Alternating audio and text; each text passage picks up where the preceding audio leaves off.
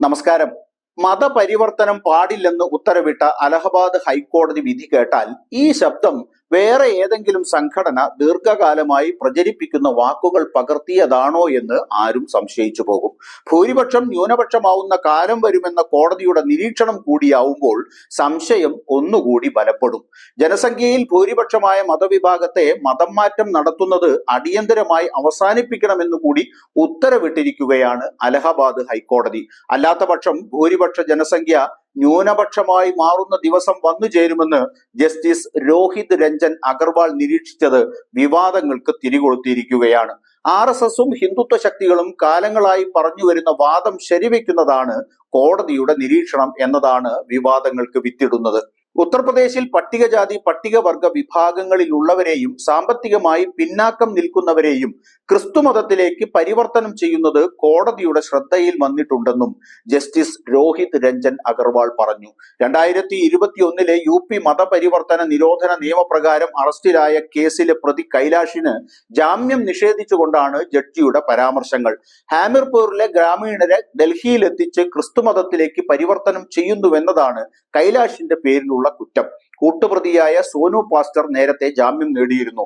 മനോദൗർബല്യമുള്ള തന്റെ സഹോദരൻ രാംഫൽ അടക്കമുള്ള ഗ്രാമീണരെ ഡൽഹിയിലെ മതസമ്മേളനത്തിലേക്ക് കൊണ്ടുപോയെന്നും ഇതുവരെ മടങ്ങി വന്നില്ലെന്നും മതം മാറ്റിയെന്നും ചൂണ്ടിക്കാട്ടി രാംകലി പ്രജാപതി എന്ന വനിതയാണ് പോലീസിൽ പരാതി നൽകിയത്. ജീവിതത്തിൽ ക്ഷേമമുണ്ടാകുമെന്ന് വിശ്വസിപ്പിച്ചാണ് ഗ്രാമീണരെ രാജ്യ തലസ്ഥാനത്തേക്ക് കൊണ്ടുപോകുന്നത്. ഇക്കാര്യമാണ് ഹൈക്കോടതി ഗൗരവമായി പരിഗണിച്ചത്.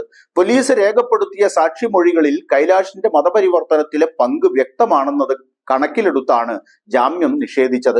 മതപരിവർത്തനം ഭരണഘടനാ വ്യവസ്ഥകളുടെ ലംഘനമാണെന്നും കോടതി നിരീക്ഷിച്ചു. ഭരണഘടനയിലെ അനുച്ഛേദം 25 മതസ്വാതന്ത്ര്യവുമായി ബന്ധപ്പെട്ട അവകാശങ്ങൾ പരാമർശിക്കുന്നത്. മതം ആചരിക്കാനും സ്വീകരിക്കാനും പ്രചരിപ്പിക്കാനും പൗരന്മാർക്ക് സ്വാതന്ത്ര്യവും അവകാശവും നൽകുന്ന വ്യവസ്ഥയാണിത്. മതപ്രചാരണം എന്നാൽ ഏതെങ്കിലും വ്യക്തിയെ ഒരു മതത്തിൽ നിന്ന് മറ്റൊരു സമുദായത്തിലേക്ക് പരിവർത്തനം ചെയ്യണമെന്നല്ല അർത്ഥമാക്കുന്നതെന്ന് കോടതി പറഞ്ഞു. ഒരു വിശ്വാസത്തിൽ നിന്ന് മറ്റൊന്നിലേക്ക് പരിവർത്തനം ചെയ്യാൻ ഭരണഘടനാ വ്യവസ്ഥ അനുവദിക്കുന്നില്ല എന്നൊക്കെയാണ് കോടതിയുടെ നിരീക്ഷണം. തന്റെ മുമ്പിൽ വന്ന കേസിൽ തീർപ്പ് കൽപ്പിക്കുന്നതിന്റെ കൂടെ വസ്തുതാപരമായ വിഭവങ്ങളുടെ അഭാവത്തിലും സർവ്വവ്യാപിയായ വിഷയങ്ങളിൽ വഴിവിട്ട പരാമർശങ്ങൾ നടത്തുന്നതിനെയാണ് പലരും ചോദ്യം ചെയ്യുന്നത്. കേസിന്റെ മെറിറ്റിനപ്പുറം നടത്തുന്ന പ്രതികരണങ്ങൾ സമൂഹത്തിൽ ദൂരവ്യാപകമായ പ്രത്യാഘാതങ്ങൾ ഉണ്ടാക്കും എന്നതുകൊണ്ട് കോടതികൾ ഇത്തരം വിഷയങ്ങളിൽ മിതത്വം പാലിക്കേണ്ടതുണ്ട്.